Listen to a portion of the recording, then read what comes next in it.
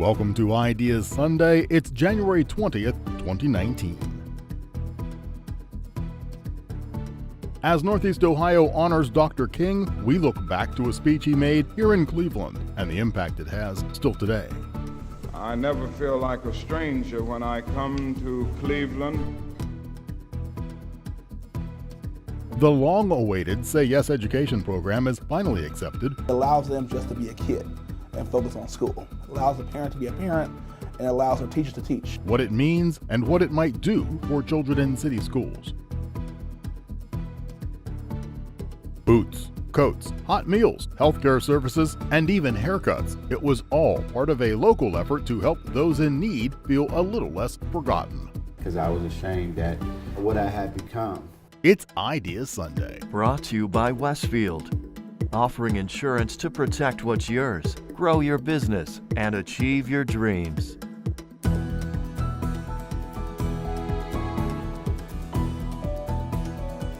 Good morning and welcome to Ideas Sunday. I'm Rick Jackson. Thanks so much for joining us. Let's begin with a question. What if our entire community united to ensure that every student got the opportunity and support for higher education? Friday, the futures of thousands of Cleveland Metropolitan School District students may have grown a whole lot brighter following the announcement that Cleveland is now a Say Yes to Education chapter city. Mayor Frank Jackson joined civic and business leaders, high school students, Cleveland Schools CEO Eric Gordon, and officials from the Say Yes program for a kickoff event at John Marshall High School.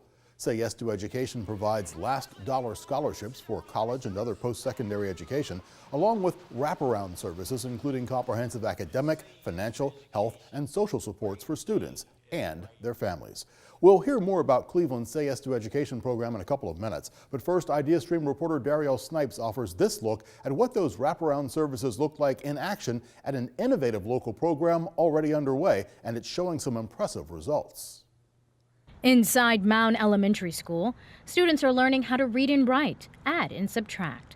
Many of these students have already learned hard lessons in life just by living in Cleveland's Slavic Village neighborhood. According to a 2017 U.S. Census Bureau report, 44105 is one of the most economically distressed zip codes in America. While they have caring teachers and staff at the school, they also have one other person on their side. His name is Michael Copeland. He's the go-to man for students and families who are in need. Anything can come across my desk any day of the week, as far as housing, as far as food, as far as somebody needing some kind of assistance with utilities or car or transportation, jobs, so that kind of thing. Those are just some of the wraparound services Mr. Copeland, as students and parents call him, helps to provide to struggling families. He is the site coordinator for the Broadway P16 program, a nonprofit funded by the Third Federal Foundation with a mission to break down barriers of poverty. Mr. Copeland says in the 2 years he's been at Mound, he's helped more than half of the school's 400 students. When the parents worry, the kids worry. I know that because I was like that as a kid myself. When I'm able to help the families get a free computer, or when I'm able to help the families get access to housing, when I'm able to help the families get access to food, it takes that kid's focus off the mom and trying to work or trying to take care of their younger brothers or sisters. It allows them just to be a kid and focus on school. It allows the parent to be a parent, and it allows our teachers to teach, because everybody's trying to intermingle. We're trying to solve all these problems. One of those families is Georgette Lewis and her 3 kids. My kids don't know, but now they do. They've helped with Christmas, with Thanksgiving, with their coats when I'm struggling with, being able to have coats for them and hats and stuff. It's there. And if there's anything else like I need, like for instance for myself or I'm struggling with, they give you, they help you reach out and give you the information you need to get the help that you need if they can't give it to you. And when Georgette is struggling, her children know. Just ask her 13-year-old daughter, Uliana Rosado. Yeah, every time my mom cries and stuff, I don't like it. I go up to my room and I cry. It's just too much pressure. It is a lot of pressure for a young kid. And is your mom crying about bills or money or food or anything like that? Or what is she crying about sometimes that you know? Sometimes when she can't pay the bill or or when she's stressed, or when about her mom, or when there's nothing to do, or we have no money. But the school makes it happen. That's right, the school makes it happen. Since 2007, the foundation has invested more than $5 million in cash and $50 million in Third Federal stocks to break down the barriers. Kirk Caracol is the president and executive director of the Third Federal Foundation. We have a lot of kids living in poverty, and poverty creates trauma, and poverty creates barriers that stop kids from learning. So we tried to look at ways that we could bring a community together and stakeholders in the community to try to create programs that might remove those barriers to allow learning to go forward. And so that's how P16 was created. Right, there are P16s in various places around the country that have shown ways to invest from P, which means from pre-birth, to 16 years of education, which means graduation from college. The P16 master plan spans the length of this wall at Third Federal's headquarters located in Slavic Village.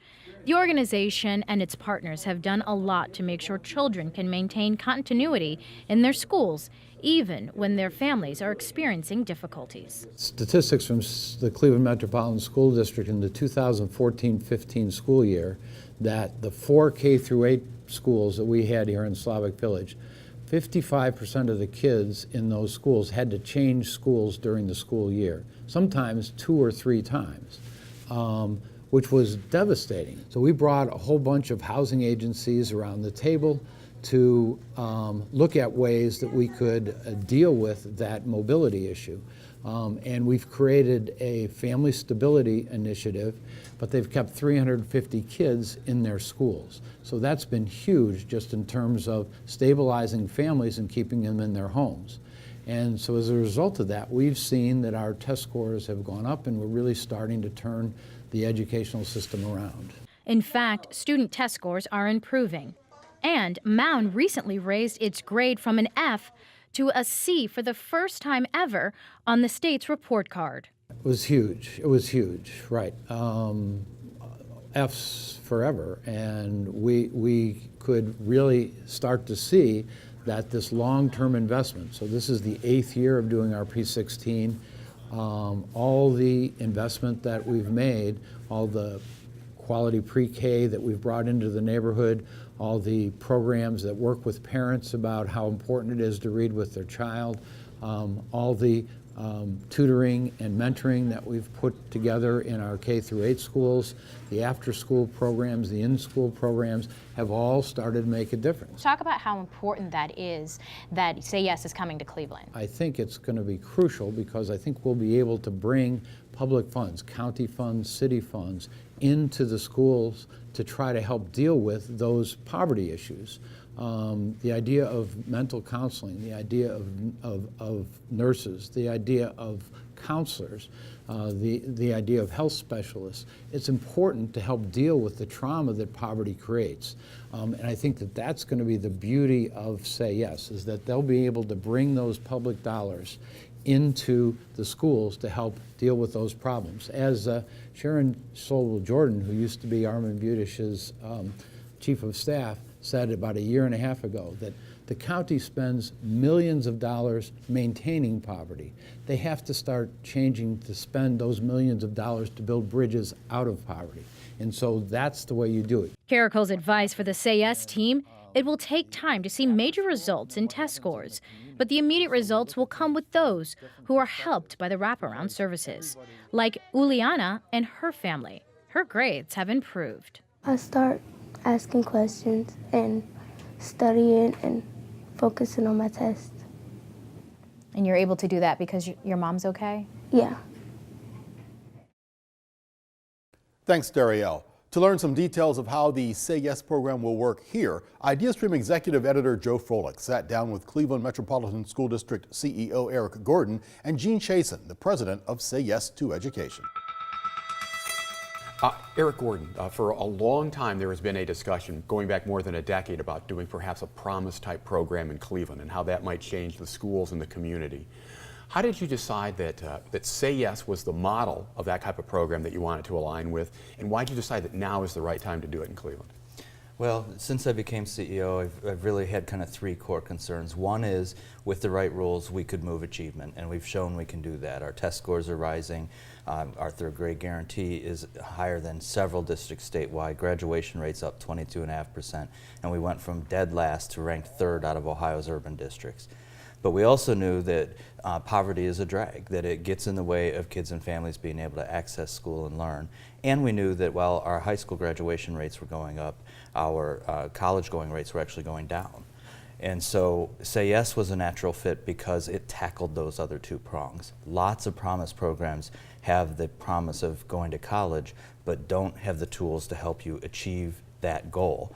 But Say Yes actually has the companion piece of wraparound services with support specialists in every single school, so that we can block and tackle all of those elements that poverty creates, so that that promise is real. Okay. Now, we announced on Friday that you were at roughly $90 million in terms of the fundraising. That's on the scholarship side. You need to go to 125. How confident are you, based on your discussions and the history of this community, that you're going to be able to reach that goal? And how much more time do you think you're going to need on the public campaign, if you will? Well, I'm very confident because of what I know in Cleveland. I'm not a fundraiser, I don't know that expertise, but it's typical wisdom that you only get about half of your goal in the silent campaign. We're at about 80%. That says an incredible amount about the people of Cleveland and the generosity of Cleveland. We have to raise the balance of that within a 5-year time frame. We don't do anything in Cleveland as slow as people ask us to, and so I expect that we'll close that gap here in the next year or two. Okay. Gene Chasen, there has been a long courtship, if you will, between Cleveland and Say Yes. Can you talk a little bit about how that went, and then how you ultimately decided that Cleveland was ready for the kind of program, this kind of program? Absolutely. The courtship actually started in 2007, shortly after Eric Gordon became the CEO of the school district. We were in the process of vetting what would become our second community, and Cleveland was one of the communities on the list. After meeting with Eric, we knew there was a future here, but we knew the time wasn't right. When we entered a competition about 2.5 years ago now to name our fourth community, we vetted over 20 communities and we came back to Cleveland. We met with Eric, we met with the mayor, the county executive, the philanthropic leaders, to get a sense whether there was commitment to post-secondary readiness for young people, to transparency with both outcome data but also resource utilization, so that we could harness the resources necessary to provide the academic and non-academic supports young people need, a commitment to work together to figure out how to scale those supports, and a commitment to make this work sustainable over the long haul. That initial list of over 20 cities was winnowed down to 6 cities where we released a request for proposal. Cleveland was one of 2 finalists, and 18 months ago, our board indicated that they wanted to move forward with Cleveland's candidacy. So over the last 18 months, we've been working very closely with the leadership across the various sectors here in Cleveland to put the foundation in place that has led to Cleveland being the next Say Yes chapter. Eric, can you talk a little bit about how that the data tracking will work, and how that kind of fits in with you helping to align the resources and what you need? Or what each child needs, sure. I should say. So one of the challenges that I've faced over the last decade and have been unable to solve prior to Say Yes is, how do we share all of the information we know about a child? So the school district knows information about their academic record, right? But we very often don't know about their health record or any of the other kinds of data that would help us know. So the Say Yes post-secondary planning system actually is a warehouse where all of those pieces of information come together. And then you are able to deploy services that are matched to different indicators, so that if I know, for example, you've got a little Eric that the school knows doesn't read particularly well, knows that he should be wearing glasses, knows that he needs to work on his weight, and those are off-track indicators for being a thriving student. So I have glasses, so that one's solved, but I've got to find something to tackle that reading and tackle that weight issue. So I can go into the planning system and find out that America Scores, a program that we've always had in our school system available to us, actually is a literacy and an athletics program. It's a soccer and poetry program. Perfect match for Eric. Let's put him in it. On the other side, because they are a partner in Say Yes, they get to see information about Eric that they've been blind to. So not only is Eric in the program, but we know why Eric doesn't read well, and so we know how to help Eric read more effectively. And so it's a matching of the data and information and the programs available in our community to serve those things. So if I did need eyeglasses, I'd be able to click on who are the eyeglass providers that are available to kids that maybe don't have resources for them on their own. And both parties are able to see the information they need to serve the child better. I think from our discussion and from everything we've heard from other cities, the secret sauce in a lot of ways is the wraparound services and stuff. But talking about the scholarship, based from other cities, and Eric, what you're hearing already from, as we've talked about this in Cleveland, how important is that in terms of getting the community's attention and maybe getting the family's attention to buy into the other things that need to happen? The magic, if you will, when you visit a Syracuse or a Buffalo is that there is a post-second-going culture that goes across the entire community. It's the buzz in the barbershops, it's the buzz in the high schools. Young people aren't talking about what jobs they're going to get after high school. They're talking about where they're going to go for post-secondary training. So that culture permeates the entire community and has dramatic effect. The scholarships also, though, are the key catalyst that allows us to roll out those services, those academic and non-academic services. It's the carrot and stick, if you will, that keeps organizations at the table and honoring their initial commitments under those memorandums of understanding that I spoke about. Changes in leadership are inevitable down the road. And it's through that scholarship board that we're able to hold the various sectors accountable to honor their long-term commitment to this initiative. In Buffalo, we went through 7 different superintendents in the first 5 years, and it was that scholarship incentive. And when you think about a place like Cleveland, high net worth individuals, large philanthropy, large businesses, individuals have all contributed to that scholarship endowment. They own the program. They share ownership. They're invested in ensuring that this initiative reaches its full potential. Yeah, and I would say locally, you know, many kids and families are talking about where they're going to college at 9 years old. And my kids and families aren't doing that because the families who are, they know they're going to be able to do it. They believe they're going to go to school. But if you don't believe you're going to be able to go to a 2-year or 4-year college, why would you create a hope that you don't believe you can give your kid? And I know there are people that think, well, the resources are out there. You know, the federal government has Pell program and that sort of thing. But just to make it really tangible, a few years ago I went on a Saturday morning to meet somebody for a breakfast meeting over at the Landmark on St. Clair and 55th. And it was the fall, and I walked in and a young man was sitting in the booth kind of next to where I was going to sit. And he was a student who I knew had been at Morehouse. He was a senior, so he'd been very successful for his first 3 years. And I walked up and I said, "Aren't you supposed to be at school?" And he said, "Well, Mr. Gordon, I was $800 short and I couldn't go back." So $800 was the difference between a senior finishing a degree or dropping out. Now the good news is we got him into Cleveland State, he finished, he has a degree, he works in our community locally. But no kid should depend on where I'm having breakfast to determine whether they're going to college. And so having this last dollar scholarship, that's exactly what it would have done. It would have filled an $800 gap, in this case in public Ohio institutions. But it would have filled that last $800 that might as well have been thousands of dollars to that kid who was on his own trying to get his self through Morehouse.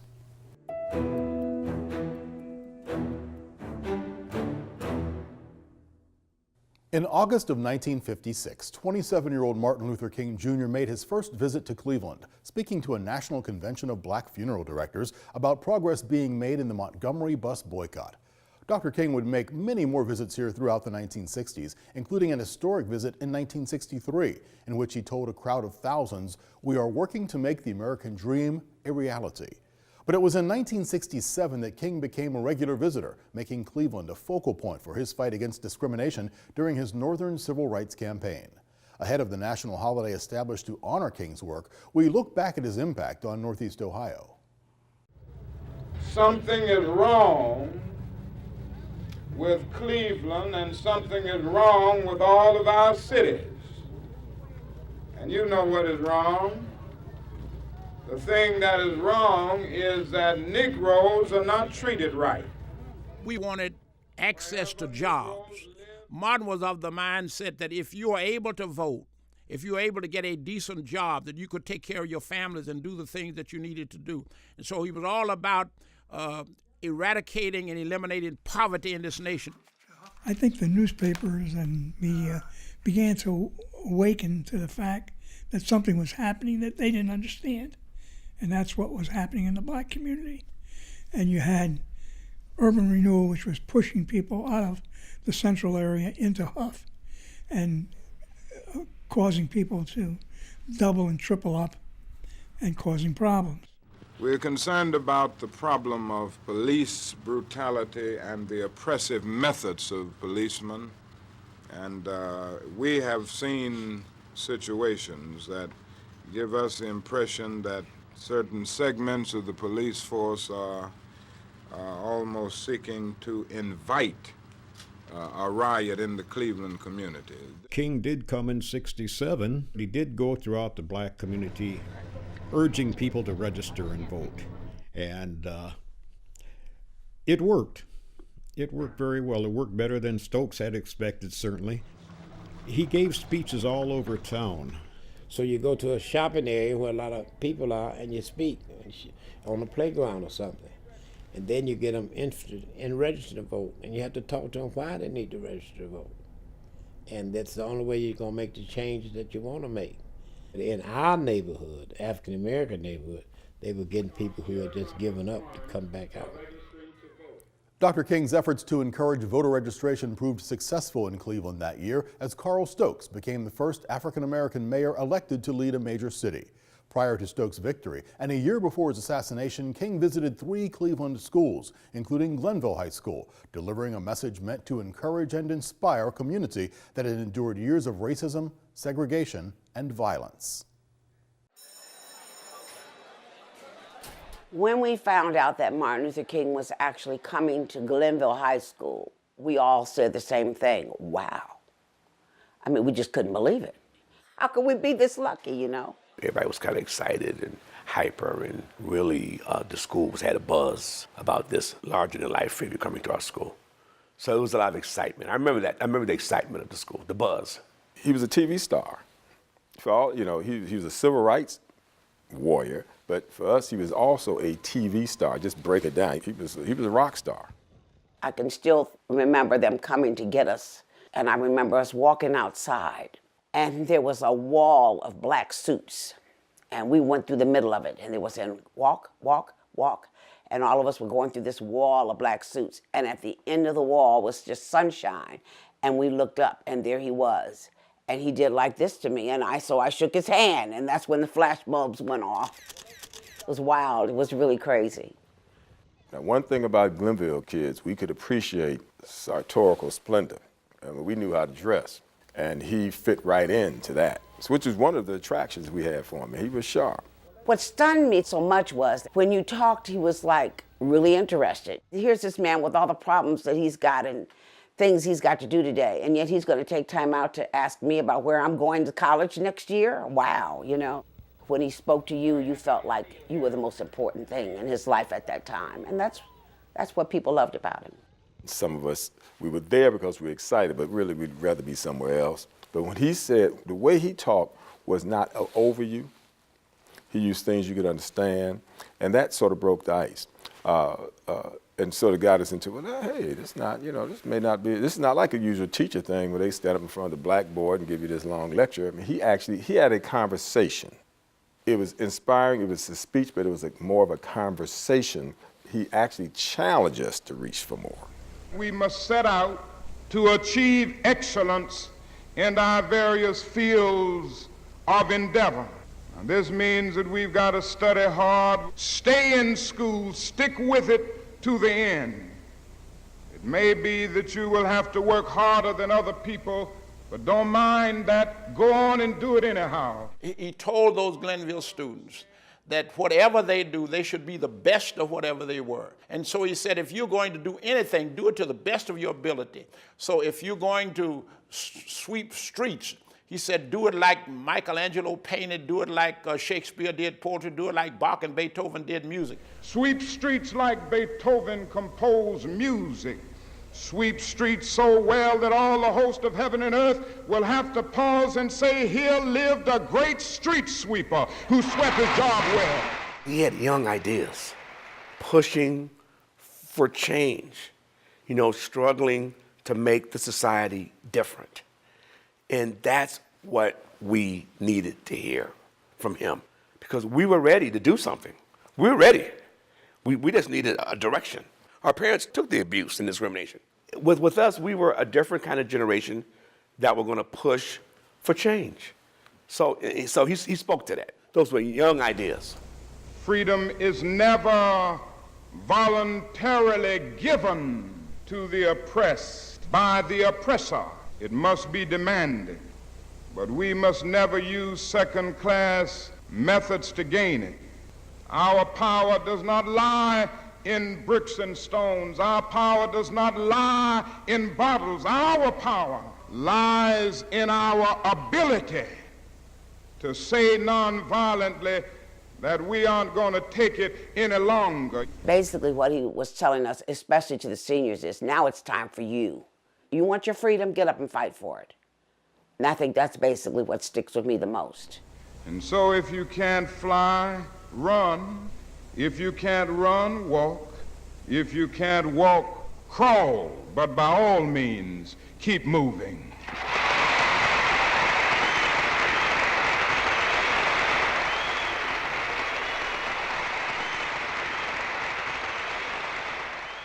We'll have more on Martin Luther King Jr.'s impact on Northeast Ohio a bit later in the hour. You're watching Ideas Sunday. Thanks for spending part of your morning with us. Still to come, Senator Sherrod Brown moves closer to deciding whether he'll join the 2020 presidential field and will meet a local volunteer, helping the homeless who knows exactly how it feels to live on the streets. But first up, legal challenges surrounding women's health decisions surfaced again last week. In back-to-back decisions issued by federal courts in Pennsylvania and California, judges temporarily blocked the Trump administration from implementing new rules that would have made it easier for employers to opt out of providing contraception coverage to their insured workers. The regulations would allow more employers to seek an exemption if they have religious or moral objections to birth control.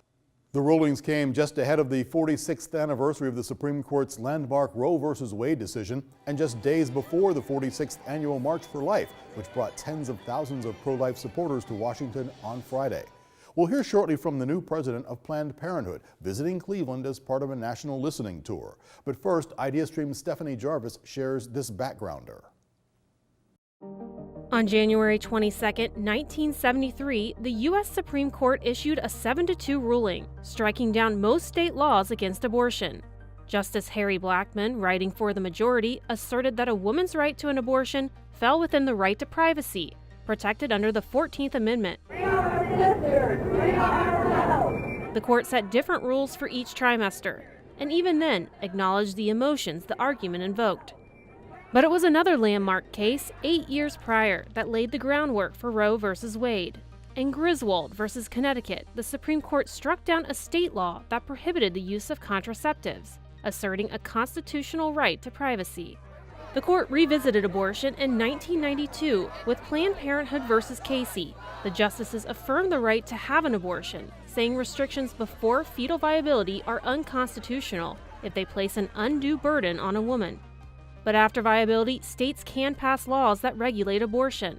Since then, states including Ohio have passed numerous restrictions on access to abortion at various stages of pregnancy. Through the years since Griswold, Planned Parenthood has been at the forefront of efforts to secure reproductive rights and to provide family planning and other health services. In recent years, some abortion opponents have lobbied Congress and state legislatures to defund Planned Parenthood, even though the organization says that abortion is just a small part of what it does. When Planned Parenthood's new president stopped in Cleveland last week, she offered praise for the work of the group's local chapter and shared her concerns about the organization's future. We met with Dr. Lena Wynn and local president Iris Harvey at Planned Parenthood's Bedford Heights Clinic. Dr. Lena Wynn just finished her second month in her new role as president of Planned Parenthood, but her relationship with the organization stretches back far longer. I was a patient at Planned Parenthood.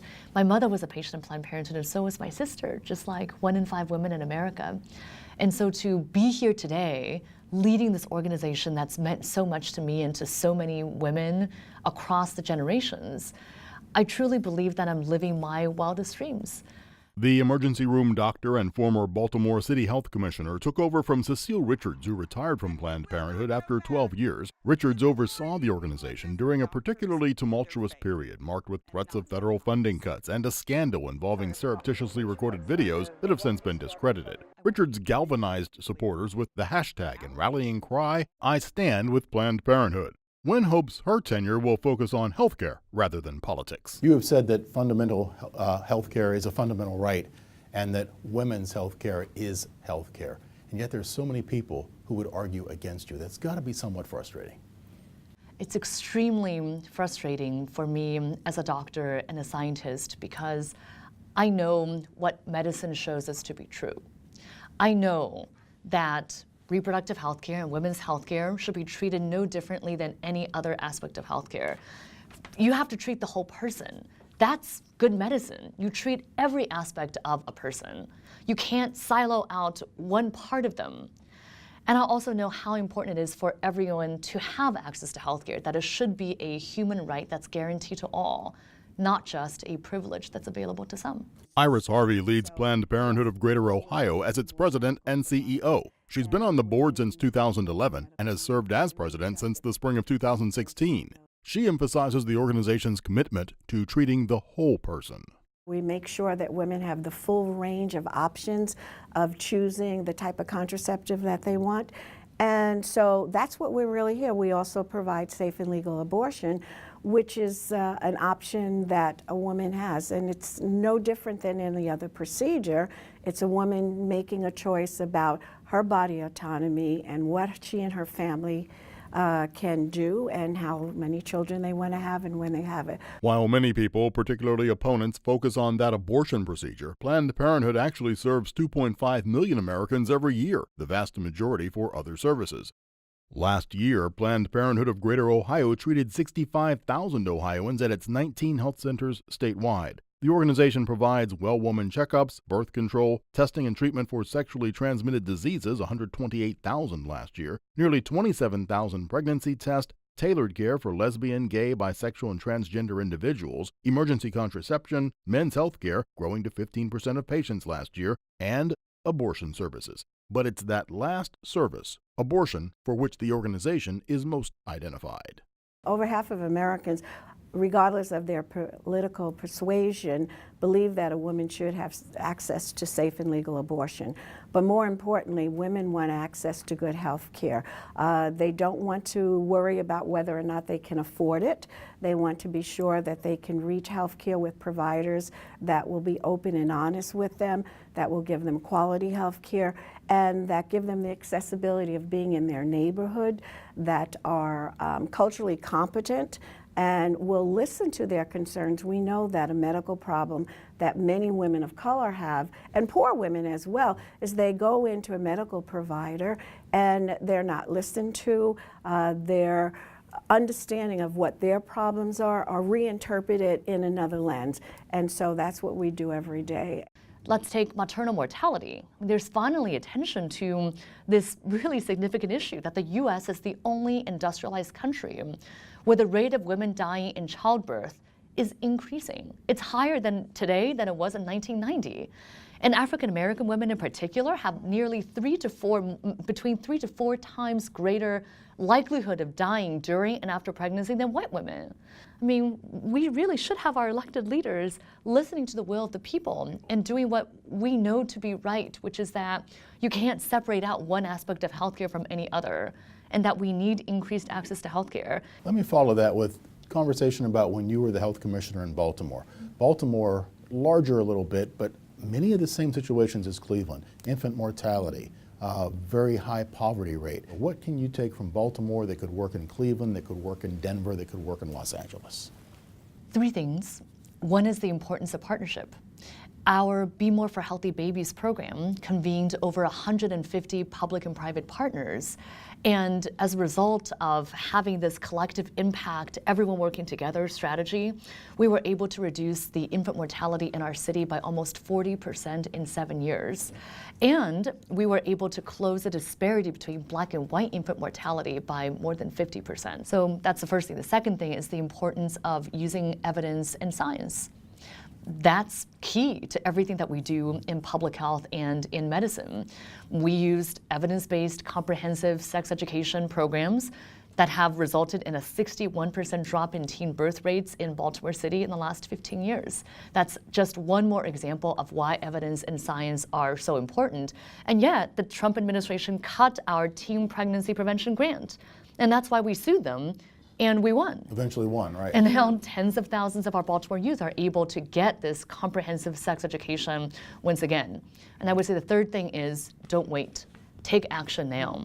And that's what we did with the opioid epidemic. We, as a result of my blanket prescription for naloxone, the opioid antidote to every resident in our city, we were able to save, everyday residents were able to save nearly 3,000 lives in 3 years.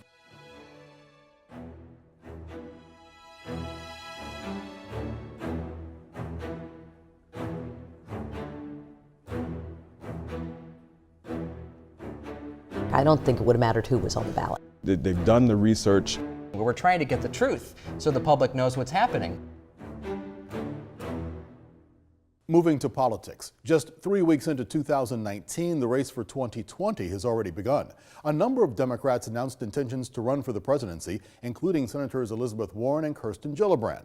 Others, including Ohio Senator Sherrod Brown, have at least expressed an interest in mounting a White House run. Brown has announced he'll travel to Iowa, New Hampshire, Nevada, and South Carolina as he considers jumping into the Democratic primary field.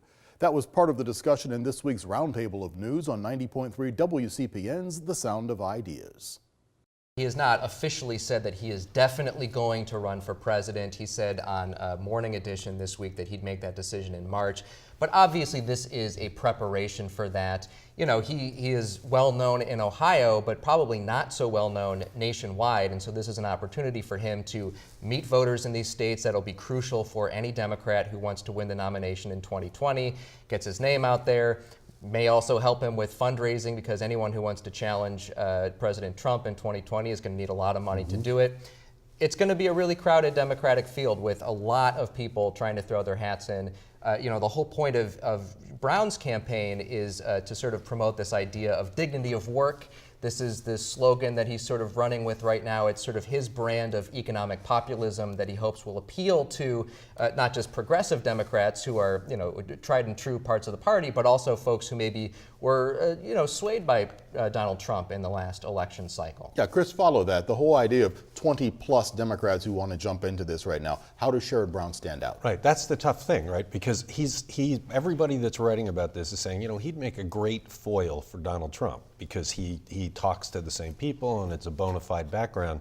But how does he make himself stand out against 20 people who are all kind of with the same message? It's almost odd going to these states instead of coming up with the message that differentiates. When he was talking on the Morning Edition and other shows, it was kind of rhetoric. It wasn't the kind of scintillating delivery that makes you jump out, and that's how I think people reacted to it. He's kind of a journeyman at this, and you're not going to get ahead of this field if you don't come up with a good strategy. Right. Andy, the cornerstone of his 2018 campaign, we all recall, focusing on economic issues facing the working people out there: stagnated wages, affordable housing, access to health care. These are things he thinks the GOP is ignoring or giving lip service to. Not only the GOP, but I think if you were to ask him, I think he would say that he feels like the Democrats are ignoring this kind of issue as well, as far as the way they're approaching it. And I think what he wants to do is, I mean, you hear about the other potential presidential candidates on the Democratic field. They're saying that they're floating up test balloons on certain messages. One person saying that they want to really focus on women's issues. One person saying they really want to focus on healthcare issues. And here's Sherrod Brown saying, well, if I were to run for president, I want to focus on this issue. He really believes that 2016 that back in 2016, the big thing that was missing from the Democratic side is focusing on this work issue and how there needs to be dignity of work, how if you put in hard work, then you should be able to get health care, you should be able to get retirement, you should be able to get the things that you deserve from the work that you're putting into it. He said one of the biggest things that was missing in 2016, and that's been missing from national Democrats for a while now, is this idea that the Democrats think that they need to choose between talking to working class people of America and talking to progressive issues, and he says you can do both. And we've seen in the past he has been able to do that. I think what's been interesting when we travel the state of Ohio and we go talk to Trump voters and we talk about where they're at and where their mind's at when it comes to coming up with who they're going to cast a ballot for, they say, well, I used to be a Democrat, but the Democrats have left me, so I'm going to go to Trump. And then we say, well, who do you like? Who would you vote for? And almost everybody we talk to, they say, well, I do like Sherrod Brown. So there's definitely a Venn diagram where people who vote for Trump would also vote for Sherrod Brown as well. The problem with that strategy is the election is likely not to be about those issues. The election will come down to Donald Trump, right? This is going to be, do people want to keep Donald Trump as president or don't they? And if Sherrod could somehow get the message out, I can beat this guy on all of these issues that are important to you, but he made it about beating Trump. He stands out. That's his asset. He could do that more so than most of the other candidates. Go ahead, Andy. And Rick, I think a lot of people are going to think that it's going to come down to Trump, but I think there's going to be a lot of people who don't want to hear that message. And I think if you look at here in Ohio, we heard that a lot of people were upset with the way Trump was handling things, but then they still voted for DeWine down the line. So I think there's still a lot of people who are tired of hearing the anti-Trump message, and they want to hear, okay, we get it. You're a Democrat and you don't like Trump. Tell me that extra thing. Give me that extra oomph to get me to vote for you. One day every year, Cleveland's homeless stand down provides a short respite from the cold streets. Northeast Ohioans experiencing homelessness and poverty are invited into Cleveland Public Auditorium, where they get a break from the streets and have access to needed services that many of us take for granted. That event took place earlier this month, hosted by our local branch of the volunteer organization Hands On. IdeaStream's Gabriel Kramer spent the day there, meeting some of the clients and volunteers. A fresh haircut, a hot meal, and a brand new pair of boots. That's just some of what the homeless stand-down offered at Cleveland's Public Auditorium. The homeless stand-down is an annual event where volunteers lend a hand to Northeast Ohioans experiencing homelessness. That's why I'm here today, to give back. One of those volunteers is Waverly Willis, a barber on Cleveland's west side. Willis gave more than just a trim. You looking for work or you looking for some type of schooling? He crafted conversations to give advice and encouragement. We do recover. That's right. There's a reason Willis related so well with his new clients. Willis used to get his haircut at the homeless stand-down. You know, when I had hair. Today he can smile. But 13 years ago, Willis lived on the streets. He ate out of dumpsters and smoked cigarette butts he found on the sidewalks. I was one of the guys downtown that would approach you with a cup in my hand, asking you for change. I saw many people that basically didn't recognize me, and I was happy for that because I was ashamed at what I had become. Willis battled addiction to drugs and alcohol. I had to close down the bar. You know, I had to finish the whole bottle. I got common sense. I know that those things aren't good for you and you shouldn't do them. You certainly shouldn't do them on a daily basis. I did not know how to stop. There's one particular song Willis used to play. High Till I Die by Tupac Shakur. He considered it his motto. This is my fate. This is how I'm going to die. I'm going to die a dope fiend. I'm going to die an alcoholic. After engaging in prayer and sobriety programs, Willis found success. Today, he is the proud owner of Urban Cuts Barbershop, which has 2 Cleveland locations, and he dedicates much of his free time to helping the homeless. So that's when the light bulb went off in my head, man, I got to get my life together. I literally made a pact with God that if you were to release me from the demons of addiction that had ravaged me, that I would spend the rest of my days taking care of his people, and that's what I do. You have a gift. I don't know what it is, but you seem like an intelligent young dude. I'm glad I met him, man. Terrell Gardner sat in Willis's chair at the homeless stand-down. We need brothers like him. We need brothers like him, man. Man, I'm proud of you too, Terrell. Keep on keeping on, man. Don't give up, my man. You feel me? Gardner spent time at 2100 Lakeside, a men's shelter in downtown Cleveland, a shelter where Willis also used to stay. After learning that, Gardner came to the conclusion that if Willis could turn his life around, I could do it too. I'm gonna do it. I hope it's a lot of Terrells out there that feels the same way. Talk to these people. Tell them whatever they're going through that they can win. Because unfortunately, society doesn't do that on a regular basis.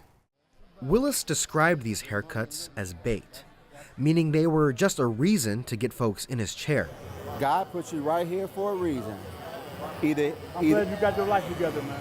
Then he could start a conversation and maybe plant a seed of hope. You know, being down there in that environment was my motivation, you know what I'm saying, to get myself together. The world can be a really cold and bitter place.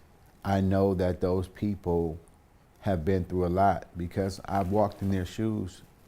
I've been spit on, I've been talked down to, I've been cursed just because I was in a situation that I didn't know what to do. The homeless stand-down ended at 2 o'clock. You did not leave at 2 o'clock. Why did you stay so much later than the event started? I wasn't gonna leave until I was kicked out or the last person got their hair cut or the last person had to have some type of conversation with me just to let them know that I'm proud of you for coming out. Willis's life came full circle. He went from patron to volunteer at the homeless stand-down. Your old theme song, High Till I Die by Tupac. What's your new theme song? Marvin Sapp, Never Would Have Made It Without You. Never would have made it.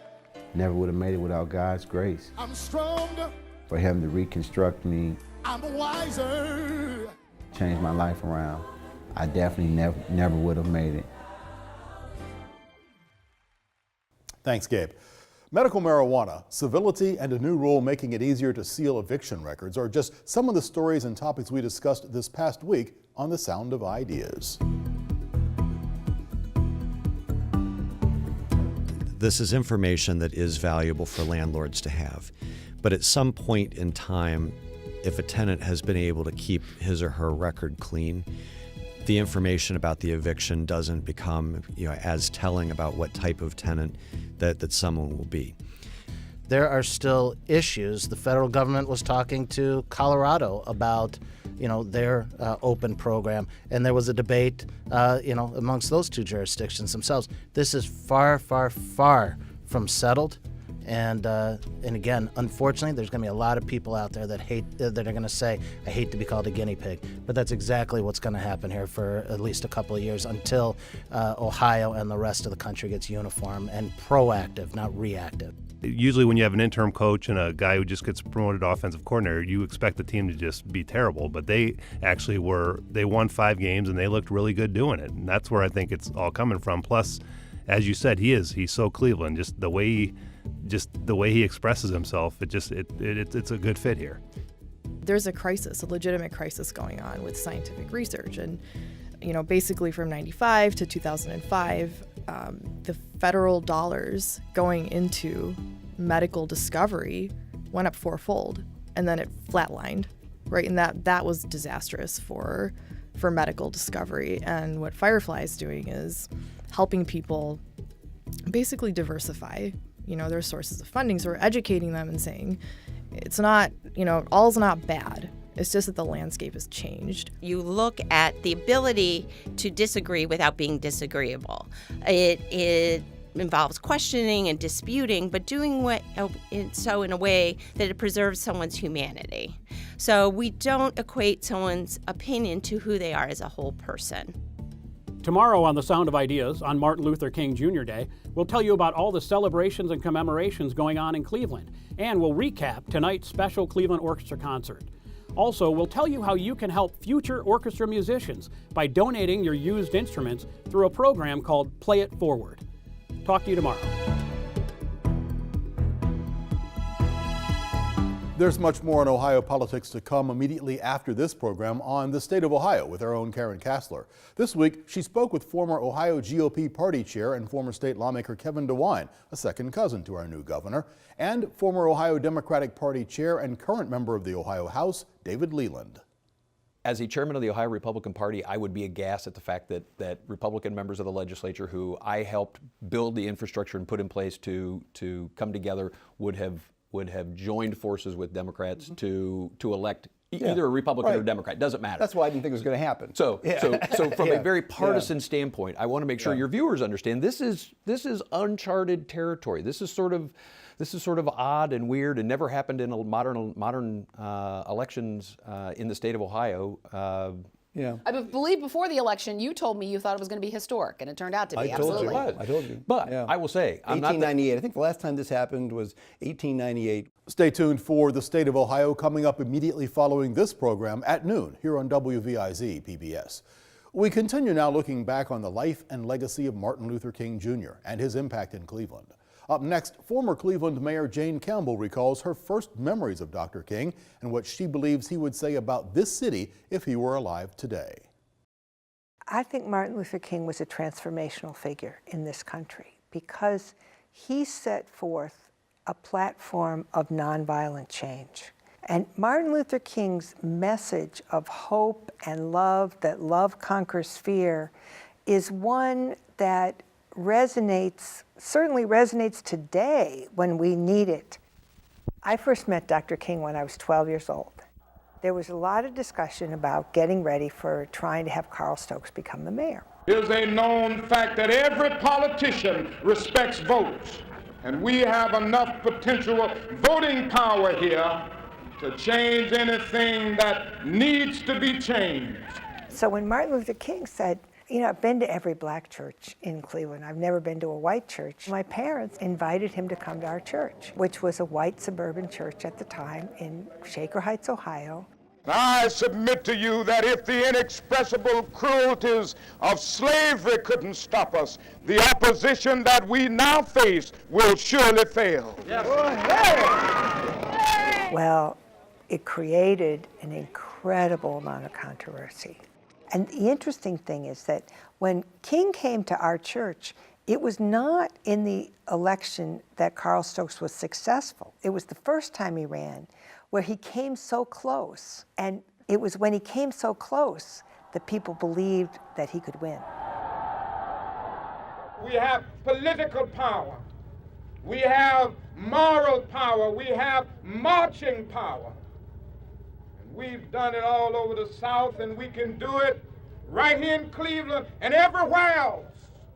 Martin Luther King, every speech said, we will be involved. You must be motivated to be engaged. You have an opportunity, you have a responsibility, and it takes all of us to get engaged. So when he spoke in Glenville and he said, yes, there's been problems. Sometimes people have given up. We cannot give up. We can never give up. And he said to the students, you have to get your parents out to vote. You have to tell them it is your future that they're voting for. Martin Luther King had that kind of special charisma and magic where he could come in and say, it is your moral imperative to vote. I think if Martin Luther King were to walk through Cleveland today, the fact that we have communities that continue to be left behind would be what he would talk about, because he was always talking about the work yet to be done. Until there's justice for everyone, there's not justice for anyone.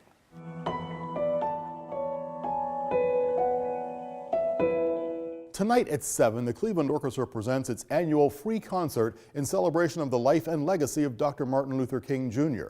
The program takes place at Severance Hall, with the orchestra being led by assistant conductor Vinay Parameshwaran. And even though all tickets are taken, you can still hear the concert broadcast live on both IdeaStream radio stations, WCLV 104.9 and 90.3 WCPN. Before we leave you, here's a taste of last year's concert.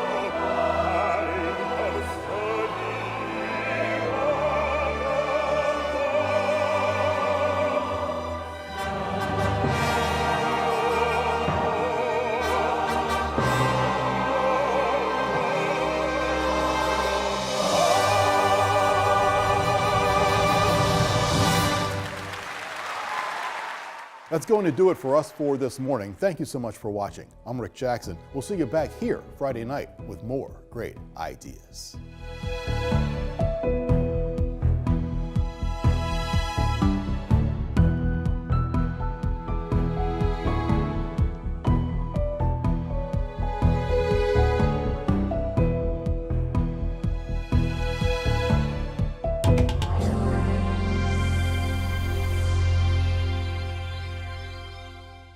Brought to you by Westfield, offering insurance to protect what's yours, grow your business, and achieve your dreams.